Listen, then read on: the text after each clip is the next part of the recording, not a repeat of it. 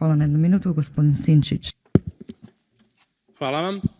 Ovom prilikom treba reći kako izgleda Hrvatska za vrijeme predsjedanja gospodina Plenkovića i vladavine njegove vlasti, a karakteriziraju 2 stvari, to je bezakonje i korupcija. Ilustrirat ću to na jednom osobnom primjeru, a tiče se prava na pristup informacijama. Još kao zastupnik u Hrvatskom saboru prije 2 godine poslao sam upit, a to je javni podatak, da mi se dostavi informacija tko je na određene dane ulazio u zgradu hrvatske Vlade, u svetu zgradu hrvatske Vlade, jednu od glavnih hrvatskih institucija. Do dana danas, nakon 2 godine, niste odgovorili na moj upit. Ako tako se odgovara zastupniku, što tek može očekivati građanin?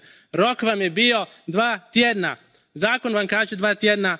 Ured povjerenika je donio odluku da morate odgovoriti, jer je to javni podatak. Imate odluku Ustavnog suda i vi još uvijek ništa niste odgovorili. Toliko o vašoj transparentnosti. Omotnica stoji u zgradi Vlade 100 metara od zgrade Hrvatskog sabora.